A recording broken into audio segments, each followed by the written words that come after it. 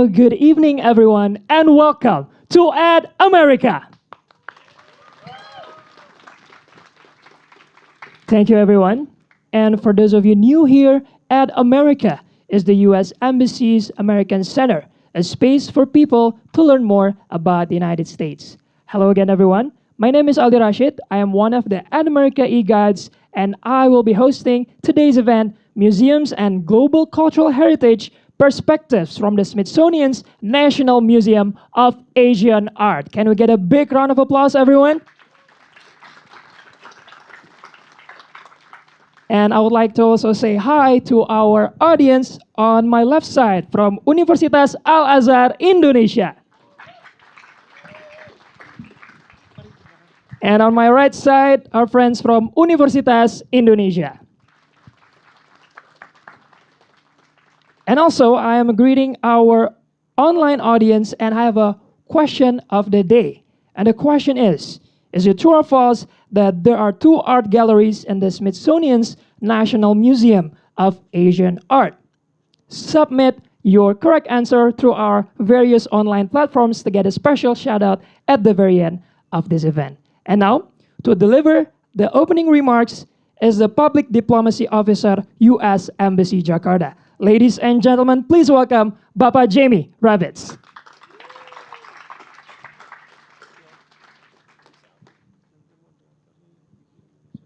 Selamat malam, everyone. Welcome to Ad America, our premier American space around the world. It's my pleasure to welcome you here tonight for what will be a truly inspiring conversation. I want to first extend our sincere gratitude to the Smithsonian's National Museum of Asian Art for their coordination and effort in bringing this event together. Also to Dr. Sadiah Boonstra for her willingness to share her expertise and serve as our moderator this evening. I also know that one of our good friends, Ibu Esti Nurjadin from the Indonesian Heritage Agency is going to join us tonight, thanking her in advance for her collaboration over the past several years and in the future. Museums, they're more than buildings that house objects. They're places where stories are told, where cultures meet, and where the past speaks to the future. Tonight, we have the privilege of hearing some of the world's leading experts in that work. Curators, conservators, producers, project managers from the Smithsonian's National Museum of Asian Art. The United States is proud of the Smithsonian's longstanding commitment to Southeast Asia, not just as a place of scholarly interest, but actually as a genuine partner. The Smithsonian's collaboration with the Indonesian Heritage Agency is a testament to what we can achieve when institutions work together across borders with mutual respect and a shared interest. This event is part of our broader Freedom 250 effort, our year-long initiative to celebrate America's 250th anniversary of independence. This initiative, as part of that effort, reflects America's commitment to cultural exchange as the cornerstone or a cornerstone of diplomacy. We believe that when people connect through art, heritage, and shared history, we build the kind of trust that makes our world more safe and more prosperous. So tonight, I encourage you to ask questions, share your perspectives, and imagine what new partnerships might be possible. Thank you, and now let's give a big round of applause to our moderator and panelists and let them kick off this discussion. Thank you.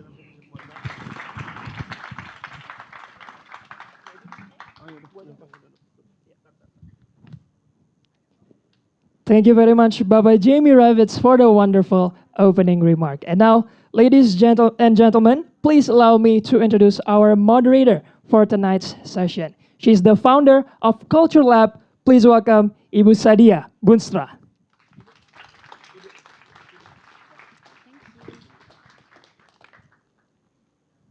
Halo, selamat malam semuanya.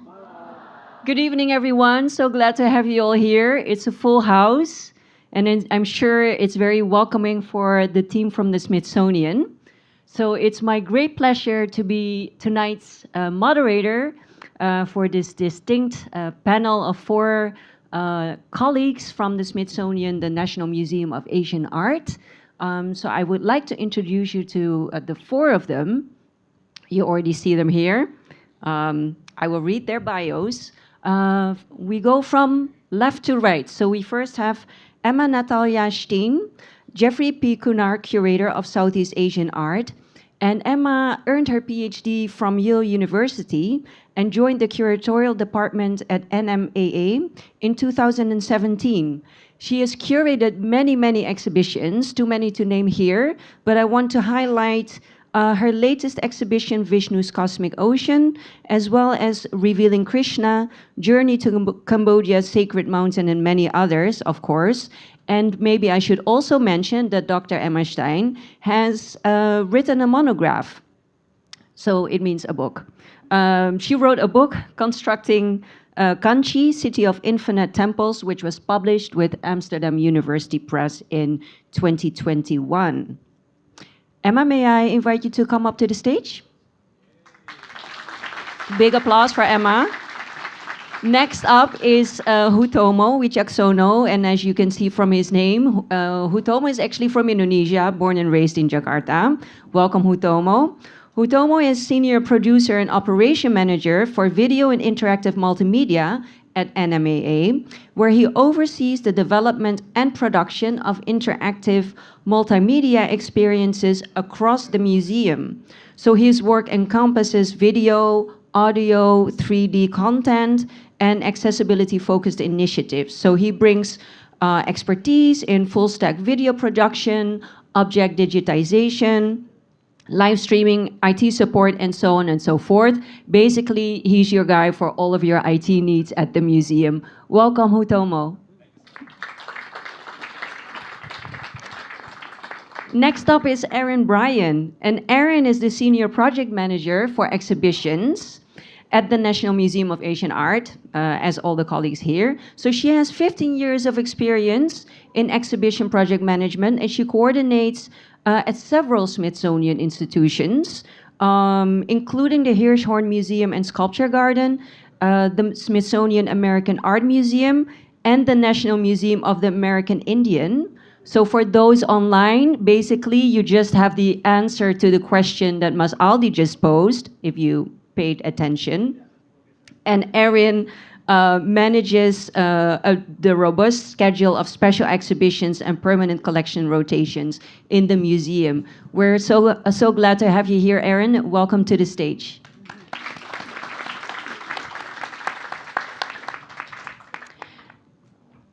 And last but not least, Jenifer Bosworth, who's the exhibitions conservator at NMAA, and she specializes in preventive conservation as well as object conservation. So in her role, she ensures that objects selected for display in the exhibitions will be stable enough to withstand the rigors of the exhibition, and that they're also protected while they're traveling to other destinations to be exhibited elsewhere. Jenifer establishes also handling procedures and environments. She reviews and provides technical advice on exhibition design and installation. And she also travels with the objects. So when objects go to unknown to other museums, Jenifer travels with them to make sure that they're safe and sound in their new destination. Welcome to the stage, Jenifer.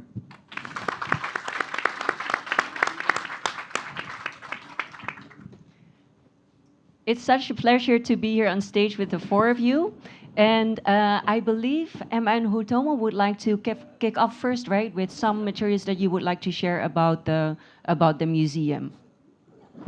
Thank you so much, Sadiah, and good evening, everyone. It's fantastic to be here. We're going to start with a very short video, which Hutomo produced, which shows you the behind the scenes of what it takes to make an exhibition, and especially all of the people involved in putting an exhibition together. So if we can play the video, that would be great.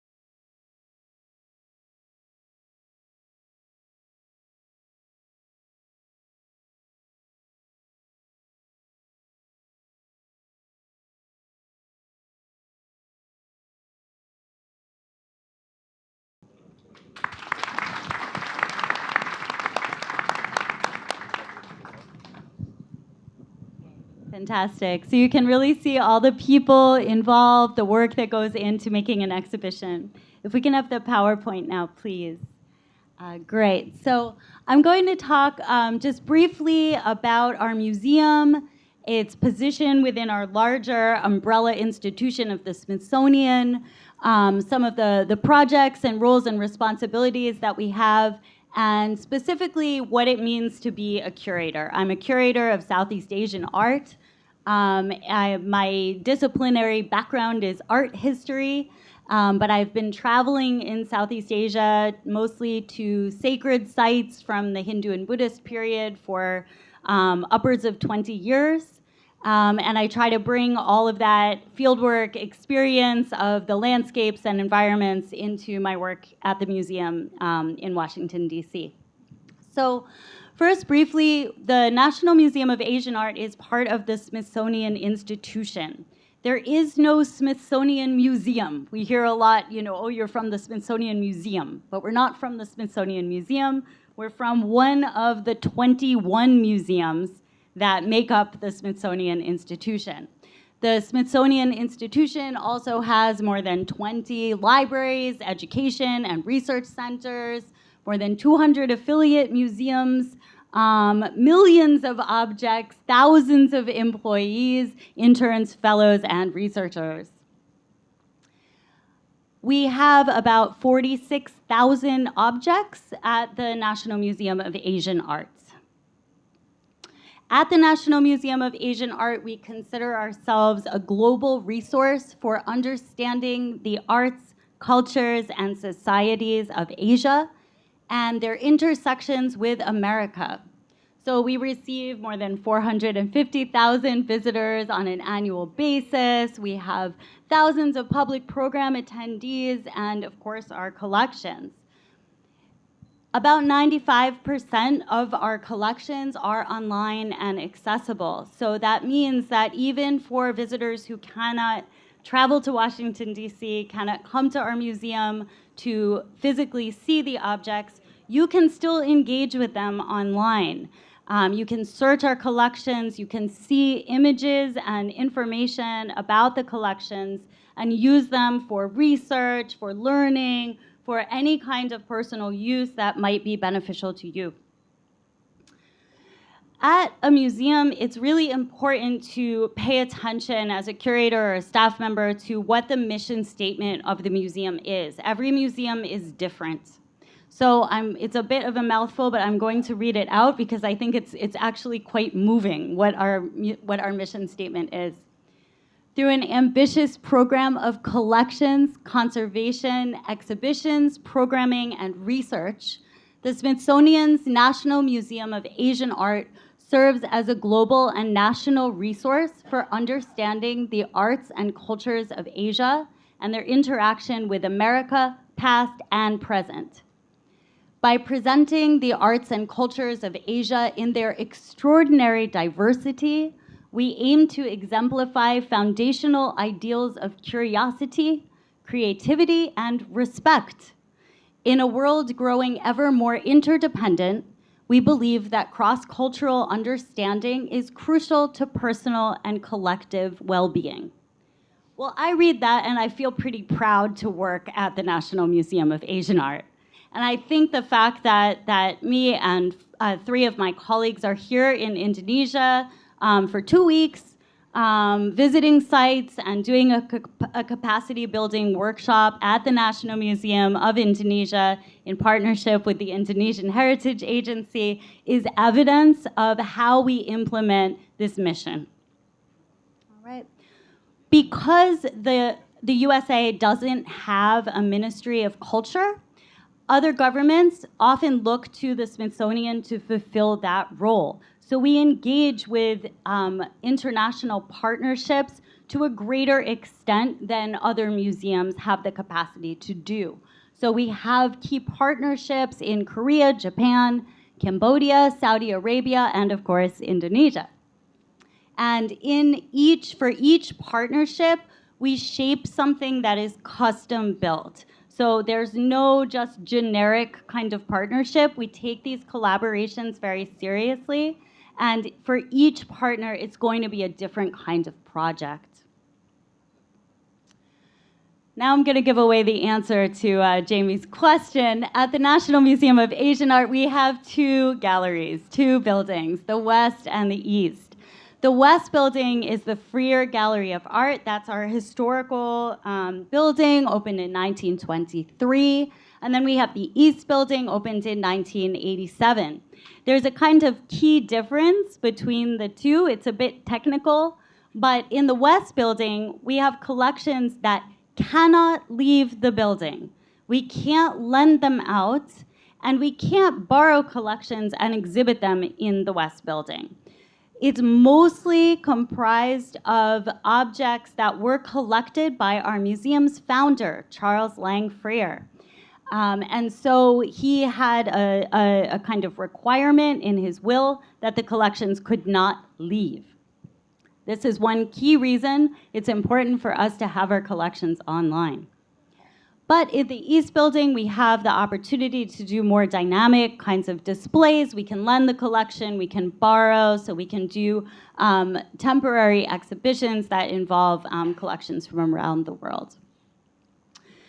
In the West building was opened in 1923. It was the first art museum to join the Smithsonian Institution. So the Smithsonian Institution was already established for decades, but the first art museum, I think it's kind of wonderful, was the Museum of Asian Art.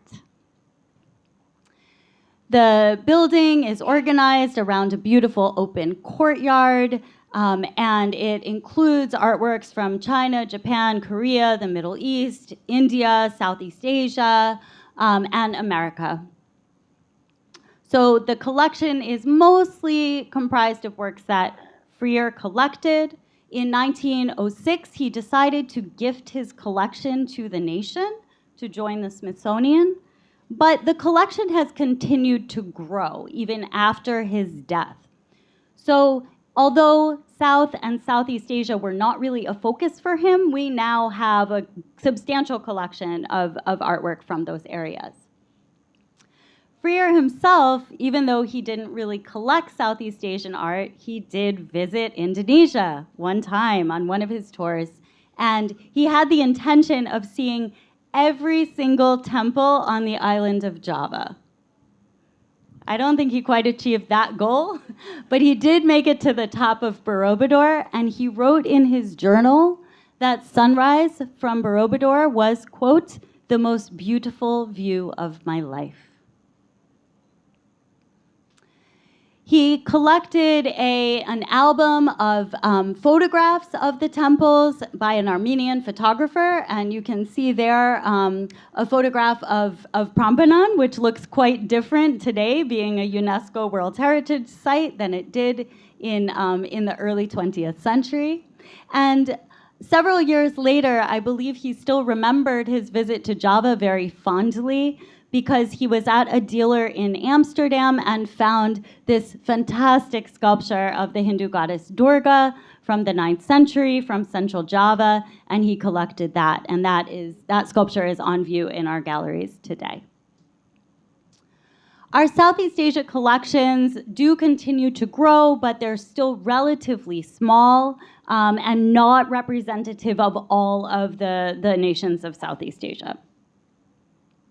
We have a collection of about 900 objects from Southeast Asia, but around 800 of them are ceramics. So that leaves very little that's not ceramics in order to represent this important part of the world. So that's a big challenge as a curator. How do I create a real presence for Southeast Asia for our visitors without having a large collection to work with? We do have a pretty substantial collection of Indonesian bronzes, so that's an area that we always try to show and also to highlight in programs. We recently worked with the Indonesian Embassy in Washington, D.C. for a program where 40 school children from 5th grade, so 10 years old, came to our museum, and they spent the morning focusing on our Indonesian collections. They looked at works in the gallery. They also looked at some of these sculptures in storage with me. They did an art activity, and they really learned a lot about Indonesian art and culture in that experience. Now, at the museum, we have two types of exhibitions. We have exhibitions that are drawn from our permanent collections.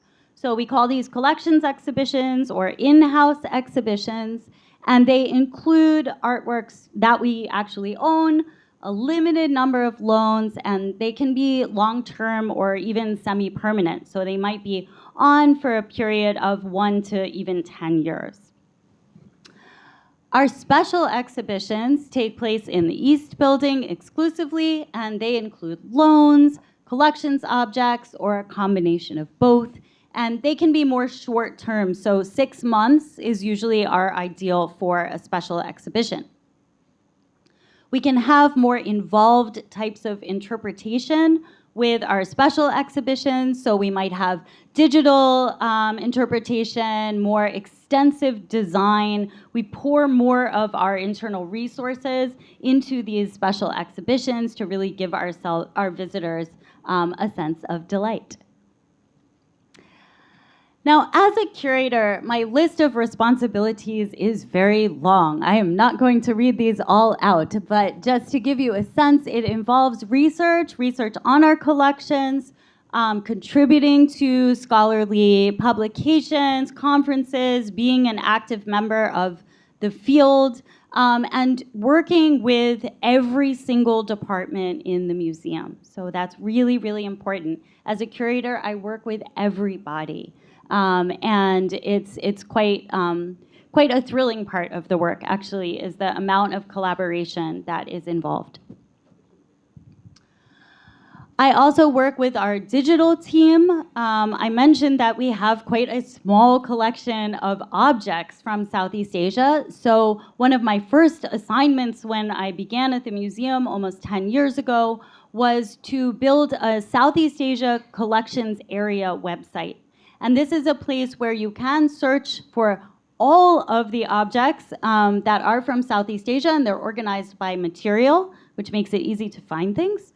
But it's also a place for additional digital resources, as well as an archive of the public programs, performances, scholarly talks, and other kinds of digital resources. So I've put the link there, and I encourage you to explore it.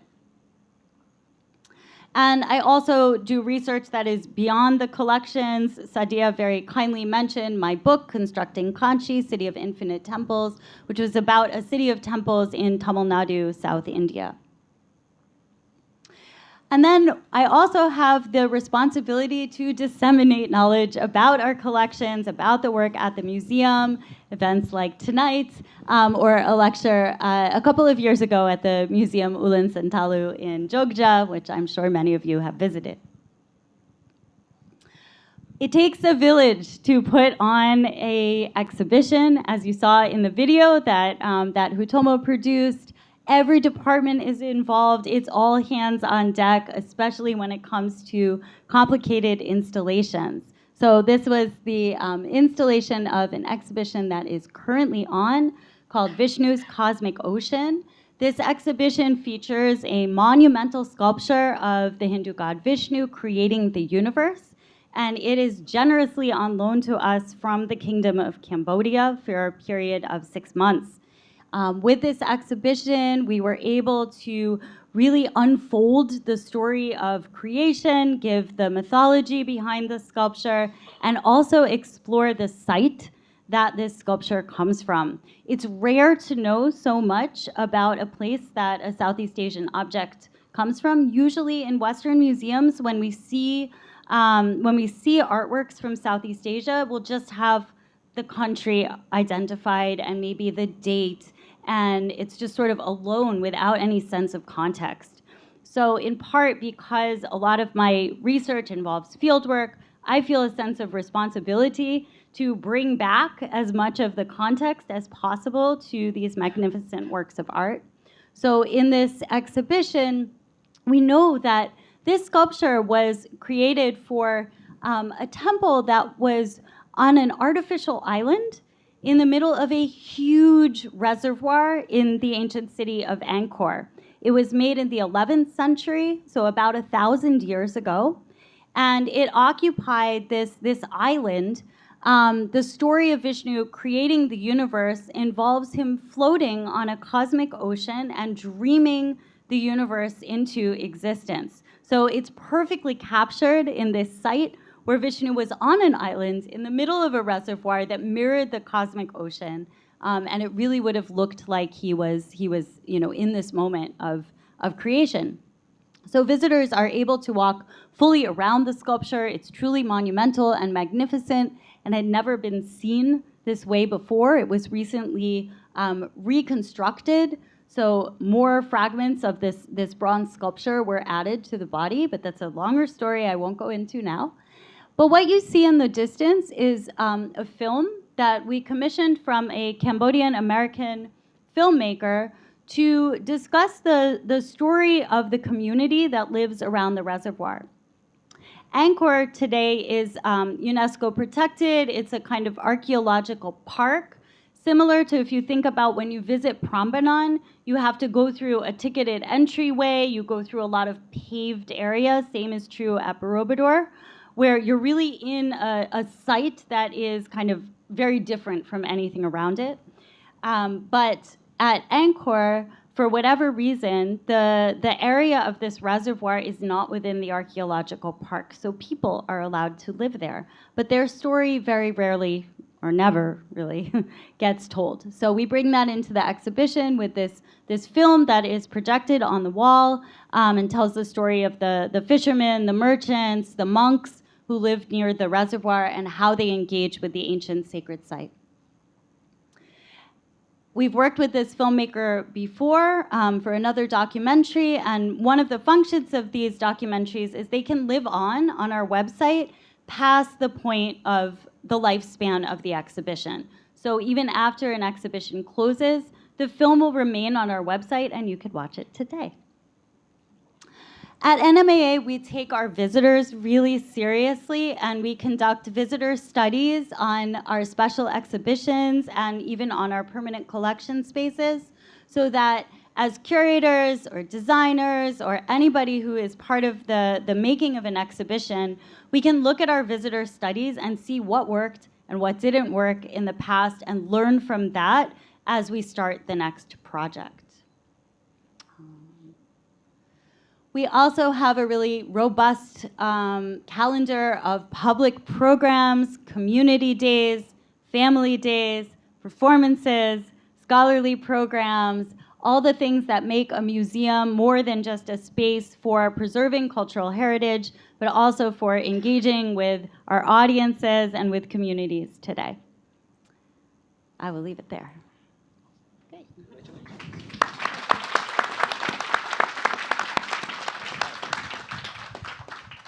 Thank you so much, Anna, for this lovely introduction to the museum. And I think what is very clear from your presentation is that basically the museum work is a lot of work. There's a lot of hard work involved, but also I think crucially it's interdisciplinary work.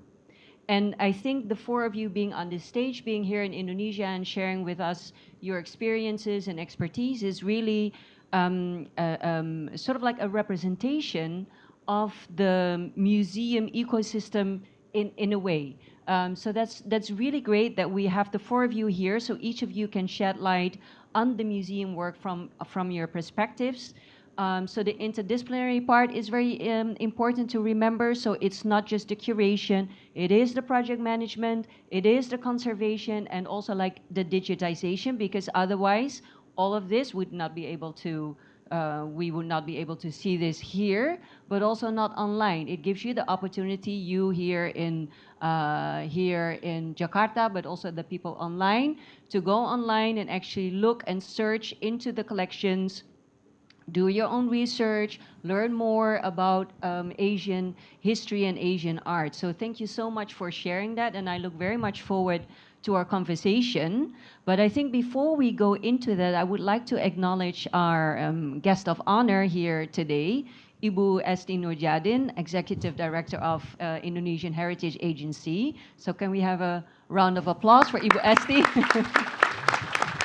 Thank you so much for making time to join us for this conversation. And I would like to, if you want, to give you the opportunity to maybe share a little bit about the collaboration between Indonesian Heritage and National Museum of Asian Art. Can we have a mic for Ibu Esti? Or I can bring my own. It's coming. Okay, we'll just have to be patient a little bit. Meanwhile, while we wait for the mic to come, there it is already. Thank you, Sadiah. Emma, Pak Hutomo, Erin, and Jenifer, welcome to Jakarta. I haven't really officially welcomed them in National Museum. My bad. I'm very sorry. But welcome to National Museum, and I really appreciate your time coming to Indonesia, especially for the capacity building for our team in Indonesian Heritage Agency. I think it was already the third, third day, and we will have dinner tomorrow, as promised. Yeah, I think as you maybe already have engagement with my team with different background. We have 19 museums under our management, ranging from National Museum to the youngest one, Museum Batik, which is only open in 2022. So with a National Museum, which is almost 250 years old. So again, with the very diverse collection, very diverse type of museums, the number of collection is massive. Like what Sadiah said, it's really a work of a team. It's a teamwork, and a lot of the work is done behind the scene. And it's not just the display. It's a lot of work on putting in a show, not to mention the funding, all these permits and everything. So and also because these museums are under the Ministry of Culture, there's a lot of tension also, you know, like as a bureaucrat, the words that museum is neutral. It's sometimes for me is when are we going to get that neutrality when we are also under the budget of the government? So it's like those kind of things that I'm as the management has to deal with, of course. But my team will have to deal with all kinds of, like what you mentioned, Emma. It's really work of a teamwork. But I really appreciate. I think my team was also already giving me a very good feedback, and I hope this partnership doesn't stop here. And I'm looking forward to the next project. I'm looking forward for a joint exhibition or another research program, and maybe in our heritage sites somewhere in Java or maybe in outside Java. Thank you. Thank you so much, Ibu Esti, for your remarks, and we're so happy to have you here and join the conversation. Thank you also for sharing so openly about, you know, the work that goes into that and behind the scenes of Indonesian Heritage Agency. So I just want to do a quick poll with the people here in the room. So whom of you have visited Museum Nasional Indonesia already? National Museum of Indonesia. So that's about like half of the audience, more or less. Are you familiar with the Indonesian Heritage Agency? Yes? Okay, good. Yeah.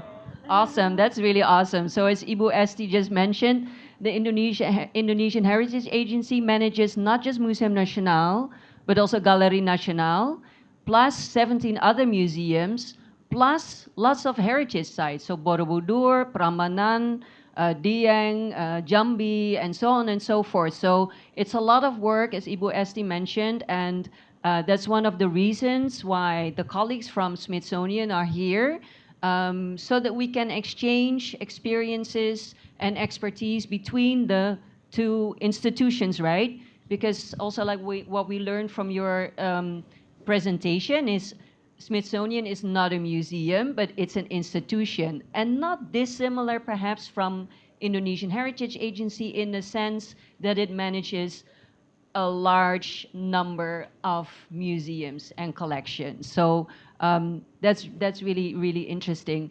I think before we go into sort of like opening up the Q&A with the audience, I would like to start a little bit, kick off the discussion with the four of you first. And I think your last slide, I think, was very interesting because basically what we saw was a picture of, it looked almost like a rave at the museum, right? Like a fun evening, a colorful evening filled probably with music and like a lot of dynamics and making the museum really alive and sort of like relevant. You also shared the vision of the museum. So I think maybe I would like to sort of start the conversation with talking about you know, the relevance of a museum or of the National Museum of Asian Art within society. And I would like to, I think I would like to invite the four of you to reflect on that from your particular role and position in the museum. To you, what should the museum do, or what role should it play in society? How can it be relevant for society and, you know, younger generations as we have here in the room? And how does your role in the work, how does your work contribute to that in the museum? Maybe we can start with you, Jenifer. Yeah, and then we just go like this because Emma has. Yeah. I have to think about that a little bit. We, as my department, on the Department of Conservation and Scientific Research, and we have 11 people there. We have 3 scientists who do analysis of materials that help to inform curators as well as conservators when they're making decisions about how to treat objects. We have about 9 conservators of different specialties. We tend to be behind the scenes quite a lot, which so most people don't really realize we're there and what we're doing, but we actually collaborate a lot with interns and fellows coming from different universities, from different programs, researchers who are coming in, or scientists as well, from all over the world, as well as, you know, nationally and internationally. But we do focus a lot on students who have been going through conservation programs in other areas, also even pre-program students sometimes if they're wanting to learn about what we do and if that's something they'd be interested in pursuing. So I feel like though we're behind the scenes, we actually have a lot of contact all over the world with different researchers, conservators, scientists, to understand more about the objects that we have in our own collection, as well as collaborate on studies and research and objects and areas all over the world and in different cultures. So. Thank you. Yeah, please go ahead. Yes, so my role as a project manager is also very much behind the scenes. But as a project manager, I am kind of the through line through all of those interdepartmental teams on a project. And project management is a pretty young field in museums. But the reason that we've kind of become, I like to think, necessary is because we want to be more relevant to the communities that we're serving. Because our missions have increased, the scope of has increased, the reach has increased. We're no longer just kind of, serving, like doing exhibitions and just wanting people to come in and visit. We really want to do lots of outreach. And so I kind of try to help ensure that we have the necessary resources to do that, the necessary time, the necessary budget, and that we're talking about a holistic exhibition vision at the beginning that includes programs, that includes outreach, that includes interpretation, and make sure that the curatorial vision for a show and their desire to have relevance and outreach is the through line through the work that all of the different departments do. So, my role, again, is the digital media and technology department. I see things like in different way. I felt that, I mean, like, let's say this thing, like 10 years ago when we first started, I've been at the Smithsonian National Museum in H&R for about 15 years now. When I first started there, Facebook was just like, your friend. You know, like nowadays, Facebook is the way you find information, right? I mean, so one of the things that my team and I do is to make sure that we put the stuff that we want to inform out there. We tend to kind of like a little bit behind of the private sector. However, we are not that far ahead from the industry out there. So we want to make sure that things are properly digitized, properly safe, and that the information that we want to capture is being able to release and publish. We want to make sure that people knows that we have this collection. This is why the role that we do at the Digital Media and Technology is kind of like very important. We stay behind the scenes, but we also stay outside the scenes. We like to capture. You guys saw the video that I made for the exhibition, and it's important to see that because without the people, there's no museum, in my opinion, right? So I mean, museum is about art, but it's also about the people that made it. There's people behind the scenes that made that thing possible. So it is kind of like my personal take to deliver the message that we have in different format, different platforms, and to ensure that everyone else knows and understand our collection, our mission, and our culture. Yeah, very interesting. Yeah, I can add just a little bit. I think part of the core of our work is essentially educational, and that is part of the Smithsonian. The Smithsonian's mission is the increase and diffusion of knowledge. And so everything that we do it's not in the service of ourselves. It's not about what we want to put in the gallery or the story we want to tell. It's about how we can serve our visitors. And that is the most important driving force in all the choices that we make. So it's not enough, I think, to just put collections in the gallery. There has to be a way in which they come alive. And so some of that is through the labels and the storytelling and the way that we put objects together, but it's also through the programming. And so as an example, for Vishnu's Cosmic Ocean, we held a blessing ceremony at the opening in which we invited Buddhist monks from a local Cambodian temple to come and do a blessing for the exhibition. And this was not a private event. This was open to the public. So community members and anybody who wanted to join could be there. And we had Cambodian food, and we had the opportunity to spend time in the galleries. And the filmmaker who made the film that is 50% of the exhibition was there as well. So that really activated the space. And we'll hold another large public program shortly after I get back from Indonesia, where we've commissioned a dance, a new choreography from a dance master in Cambodia, based on the story of the sculpture of Vishnu creating the universe. And we'll have a panel discussion and ways of enlivening the exhibition and making it so much more even than what is in the space of the gallery. Great.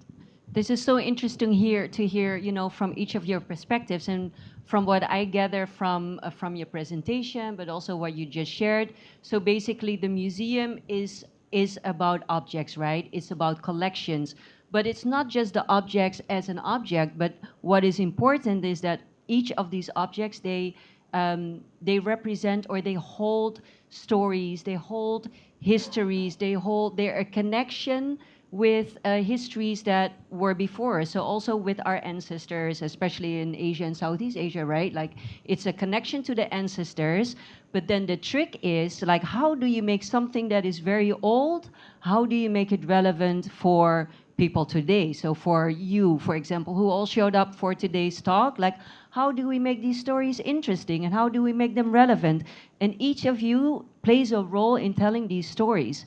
So Jenifer makes sure that all of the objects are in top-notch condition to be able to shown to the public, right?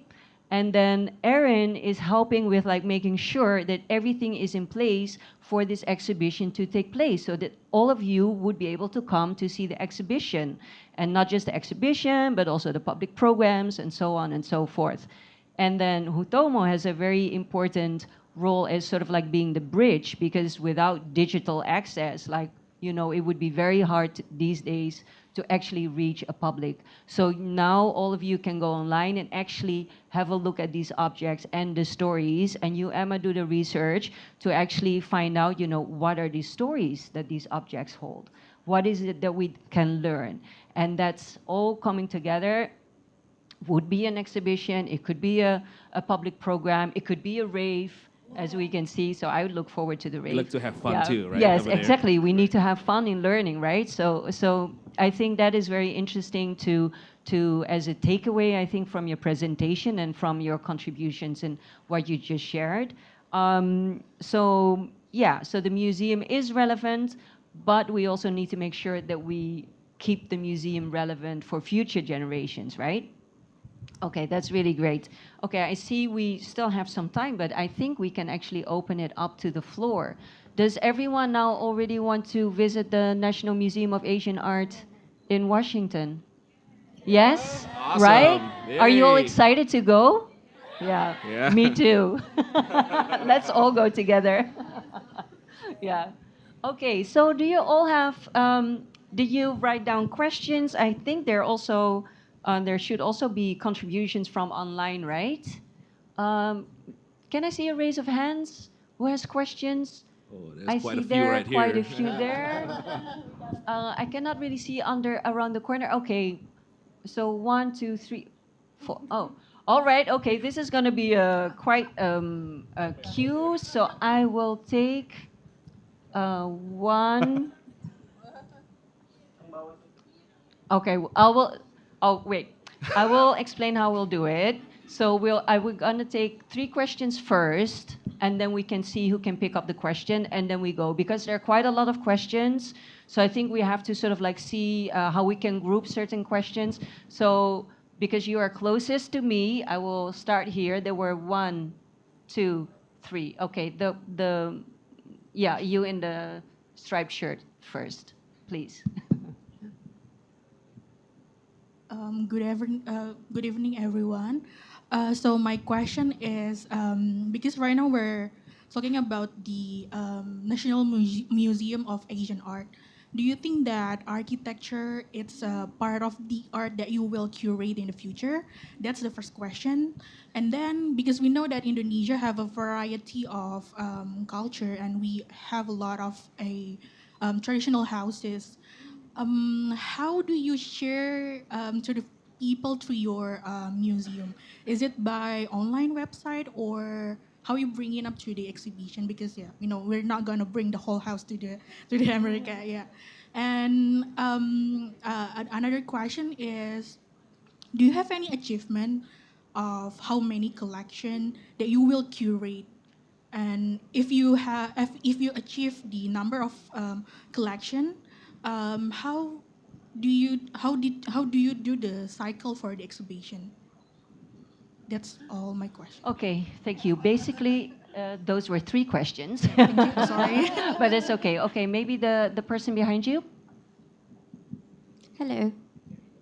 So as Dr. Emma mentioned earlier, the most part of the mission of the NMAA is to raise education and awareness to the understanding of Asian art. And forgive my ignorance, but prior to this session, I did not know that you have such an extensive collection of Indonesian art over there. So because you related with the storytelling of the objects that you've curated, I'm just wondering, in your personal opinion, what is the most interesting or object or story of the Indonesian art that you have over there that a visitor who has never visited an MAA before must see in order to gain more understanding of Indonesian art? Thank you. Thank you. And then you with the glasses and the hat? Yes. Hi, it's nice to meet all of you. It's more of a layman's question, really. Mrs. Sadiah, briefly mentioned about bringing about a story in the pieces that you've collected. My question is about how do you determine if a piece is interesting or not? Is there like a scale that you use to research that, or is it just everything that you find, you'll try to find something interesting about it? Thank you very much. Okay. Thank you so much. Wow, such interesting questions and like a large variety. I think, yeah, many sort of like curatorial questions in terms of like how you make selections and stuff, like how do you curate? What is the most interesting Indonesian objects in your collection? And how do you determine what is interesting to tell, basically? But I also heard this question about project management, I guess, like, you know, how is an exhibition schedule? How is an exhibition schedule decided? How do you decide on probably the topic, but I think also operational logistically, like how does that work? How long do you plan in advance, for example? Architecture was another question, if that will be part of a future exhibition. And there was a question about online. To be honest, I'm not really sure if I got that question correctly. I think, yeah, maybe we can start with that. Yeah. Who wants to start? Erin or? I can start. Yeah. Why don't I start talking just a little bit about, so we have 3 temporary spaces where we do special exhibitions, and we change them over about once to twice a year. So we have about 6 special exhibitions in any given year, 4 to 6. We like to achieve a balance between all of our program areas. So for instance, we won't want to maybe have 2 shows or 3 shows that focus on China in 1 year. So we try to balance those out. Our shows will run anywhere from 16 to 24 weeks, our special exhibitions, 3 months to 6 months.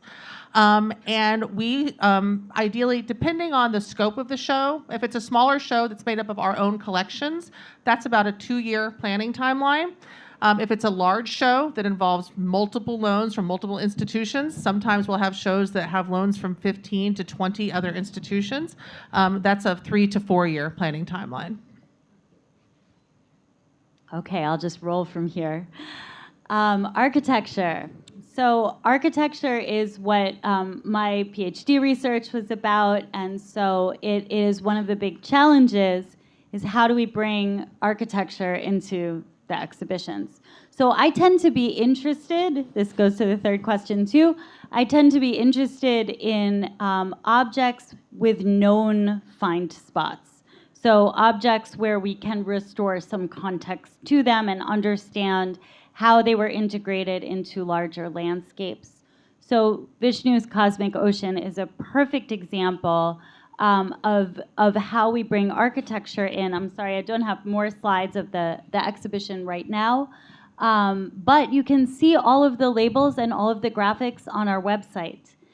We have architectural renderings of the temple that Vishnu came from, that the head architect who works on the site contributed to the exhibition. So we have that as a graphic, and then with explanation. The film also is really about the site, and the filmmaker was able to get permission to take drone footage of the island temple so that you see the architecture. So there you have the sculpture in the middle of the gallery, and you have the architectural site that it came from. So that's one way. It's rare to have that much information available about a site to put in an exhibition. The other way is through our digital resources. So as part of that Southeast Asia area collections area website that I showed in the presentation, there's a resource called Sacred Sites in Southeast Asia. And that is an interactive map where you can click on temples all over. Indonesia is actually the one that's built out the most, but Indonesia, Cambodia, and Myanmar, and see photographs of the sites and have information about them. So that's a way to explore from home the architecture, right? What was another one? Best. How do you select objects? Yeah. What stories to tell? And do you have a favorite object for Indonesia? Oh, right. That What's might the, be one. Yeah. the not to miss? What? Yeah. So actually, what I think is the most interesting about working on Southeast Asian art is that any individual object is like a portal to connections with other places, other systems of knowledge, trade, exchange, circulation of goods and ideas. So we have in the collection from Indonesia a bronze sculpture of the medicine Buddha.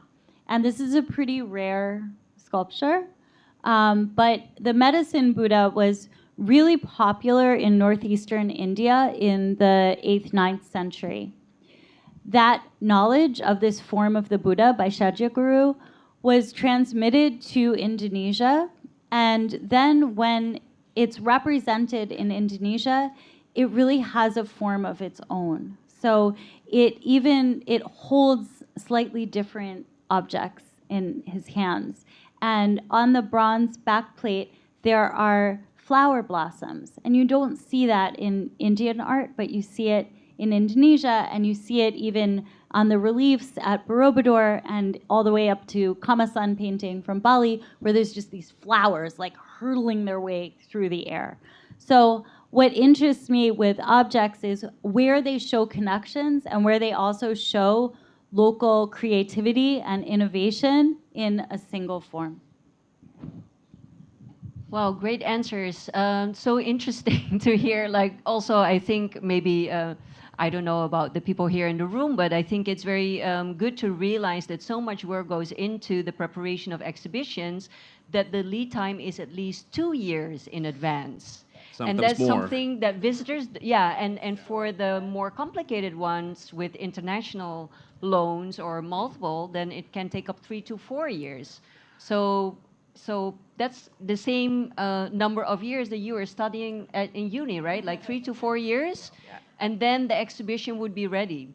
And at any given time, we're working on between, I would say, 12 to 14 to 16 projects because we are planning so far out. So there's 3 project managers at the museum, and we each have a portfolio of 5 to 6 projects. Right, so they really need you to manage all of these projects. Yeah, that's amazing. Okay, I think I would like to invite the people who are online also to drop your questions online, because I don't think we got any questions from online yet. Okay, I see a lot of hands here, but I also saw a lot of hands in sort of like the yellow section. I love how you are all wearing your university jacket. So can I see the raise of hands of the people who wanted to ask a question or have your questions been answered in that section? Okay, I see here 1. And then up. 1 in the back, okay, right 1 there. and 2 in the back. I got okay. it in the back. The girl with the wearing the bandana.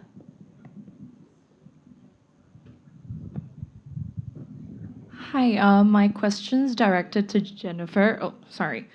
Asian cultural practices are actually vastly rooted in ritualistic practices.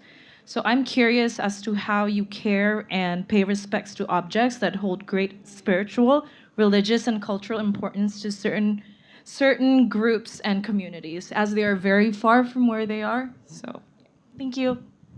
Great. Thank you so much. I will take 2 more first. So at the back, there were 2 hands. Yes.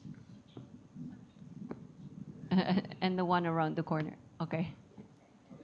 Ladies first.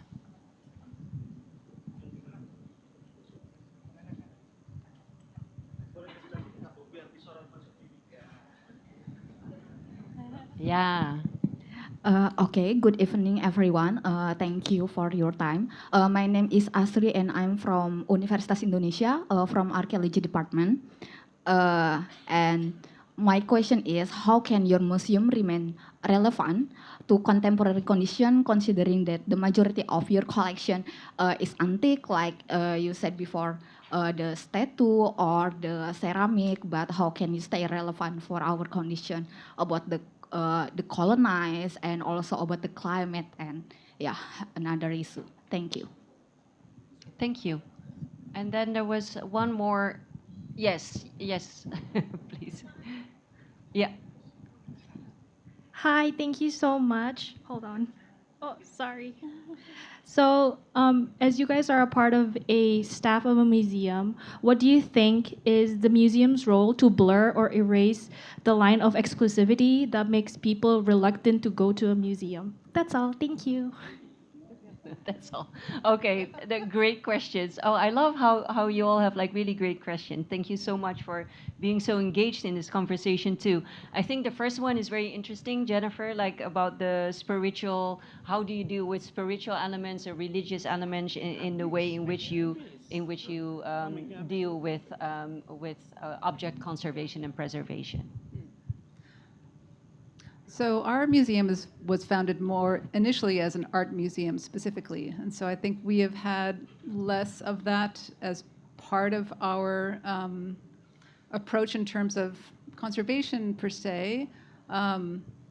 It's something that's sort of newer within the conservation field as well, and it's been led a little bit more by museums that have ethnographic collections and so forth. Specifically at the Smithsonian, we have the National Museum of American Indian.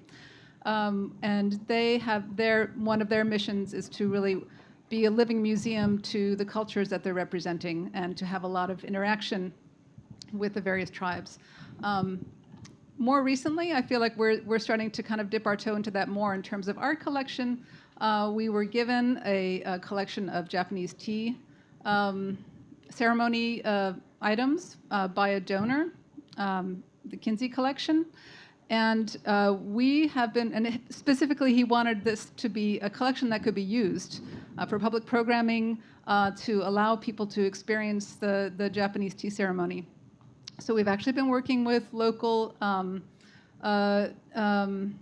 tea societies within nearby DC to find ways to do that. And that's been a collaboration between these groups and conservation because they're part of our collection. So using a collection is a very, it's a little bit of a scary thing because you want to preserve them for a long time. But at the same time, it's not just the objects. It is the objects, and you want to preserve the objects, but it's the culture around it that you want to preserve as well.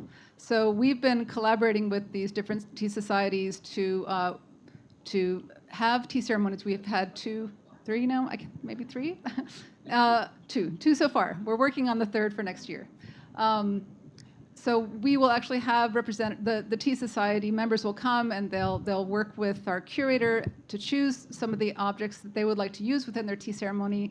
We'll talk with them. We'll look together at the condition. We'll sort of talk back and forth about using different things. If there's some issue with something, we might talk about if there could be any change to it. So we're working those things out, and that's been a very exciting thing to do. We've been contacting some of our other colleagues who have had more experience with this and getting feedback from them as well. And I think it's been very successful, and they've been very popular programs as well. Could I actually add? Could I add a little bit? We also seek to learn from you and from our partnerships on how to engage with objects in a way that is respectful to cultures and communities that still view these objects as potentially as ancestors or as religious objects. So I want to give an example. We are partnering with Cambodia, with the Ministry of Culture and the National Museum in Phnom Penh, and the archaeology departments to make an exhibition that will open in Cambodia in 2030 and then travel to our museum and then to other museums around the world. 2030, we work really, really far out, okay? And we've already been working on this project for a year. But part of the story in this exhibition that we're generating collaboratively is the religious significance of these sculptures. And we want to make a space within the exhibition for the sculptures to be honored properly.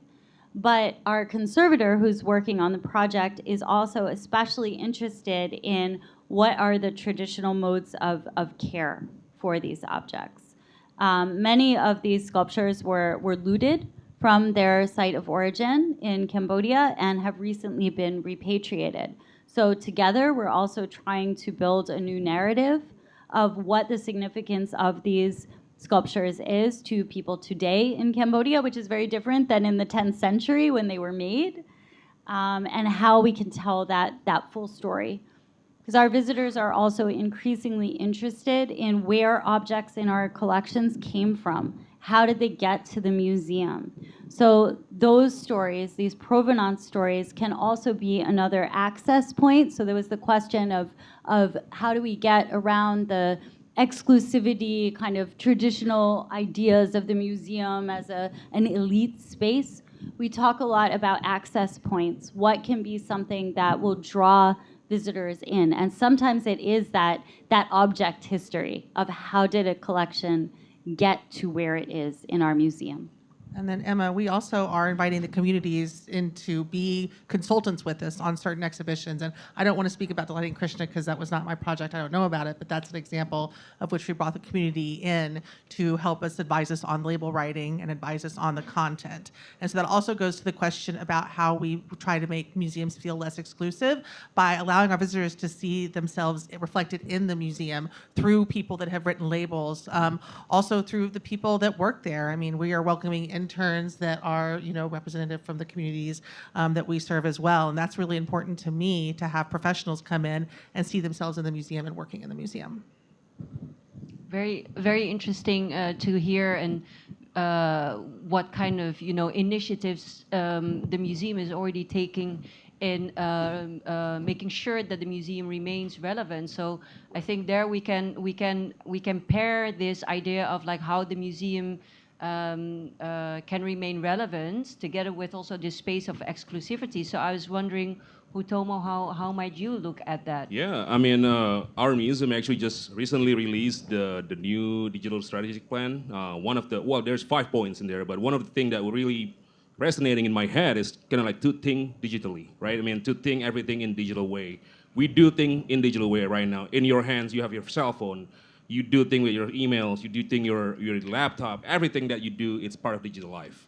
I think museum is now kind of like starting to adopt that and has been adopting it, and by doing so, you will be able to, introduce your collection. Our museum actually released a bunch of collection online about 10 years ago with CC0. That means, copyright free. You're able to download them, grab them, do whatever you want, as long as you do it in a personal way. It's for personal reason. And therefore, by doing so, you're able to introduce your collection, to introduce your programs, your collections and your objects to the whole world. And then we're not afraid to adopt that, and we're not afraid to make that part of our future. So yeah, we wanted to become that lead innovator. We wanted to become the creating an example of what we can do. So yeah, I think we see ourselves to make digital a part of our life. Yeah. Yeah, that's really great. So basically, all hands on deck to keep the museum relevant for younger generations like yourself. And I think it's very interesting that we hear these issues of spirituality and religion. It shows that there is a sort of like maybe a different context, here in Indonesia where we are, that people would also like to see reflected in institution and in the so-called West, let's say. So I think that's an interesting conversation to have, as well as this idea of relevance and exclusivity. So I'm looking at the time, and there's a limited time, so I think I would like to actually invite the 4 of you to reflect, now that we're talking about relevance, and this issue has been raised by all these young people here in the room. What would be sort of like your dream project or your dream collaboration? Well, we are in Indonesia, so that would be nice, but it can also, it doesn't have to be about Indonesia. But I see Hutomo already. Can I see that? Yeah, because yeah, go for it. I was born and raised here in Jakarta, so Kelapa Gading is my home. Anak Kelapa Gading gua, yeah. I don't know if anyone here from Kelapa Gading, but I love Kelapa Gading, so I am still Indonesian American, so always is my home. So I would like to see us doing a collaboration. I would like to either have Smithsonian in part of the IHA program or IHA part of the Smithsonian program. Someday we wanted to see that, and hopefully we can make that happen. That's great. Thank you so much. And what about the others?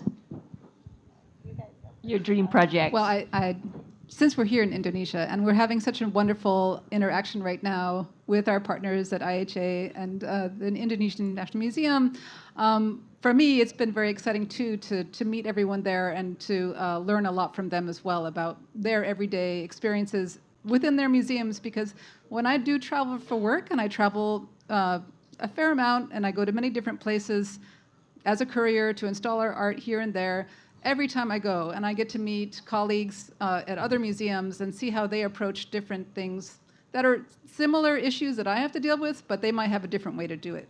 So I always learn a lot from that. And I come back to my museum, I'm like, hey guys, we should, they did this way, why don't we try it out and see if it works? And sometimes that happens, sometimes it doesn't. But for me, it broadens my experience so much, and I feel like it's a really great bridge between all over the world, actually. And I would love to continue that here, and I hope we can keep going with it.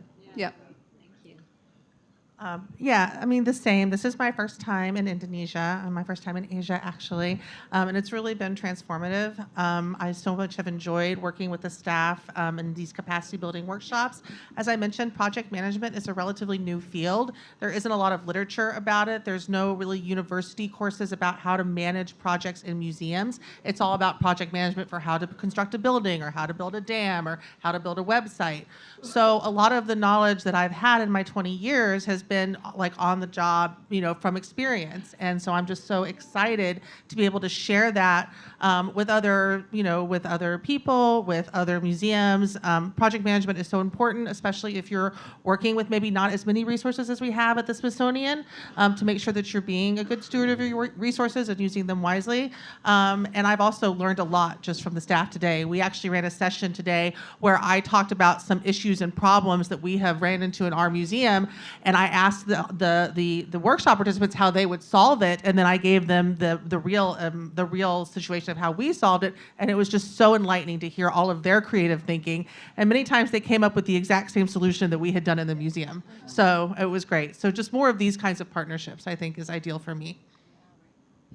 I'm just so impressed by the collections here, and I would love to work on an exhibition using the collections that are here in Indonesia. There are collections that have been here for, since they were made, but then there are also recently some really important repatriations from the Netherlands, from the USA, of works that either had been taken in colonial contexts or were illicitly taken and now have been returned. And I think this is a really exciting opportunity to tell a new story with those collections. So when I say I would like to work with the collections here, I don't mean I would like to bring them to America and do an exhibition at my museum. I would like to work collaboratively with the team at the National Museum and in IHA, and build something together that would be here, that would be shown here and would be relevant here and would be informed by people like yourself, so that we could show works in a way that is relevant, that is meaningful to what Indonesia is now and to what the next generation is interested in, and that I imagine would look very different from what the Dutch colonists, put into place in the National Museum hundreds of years ago, right? So I think that would be my dream personally. of a next step of real collaboration.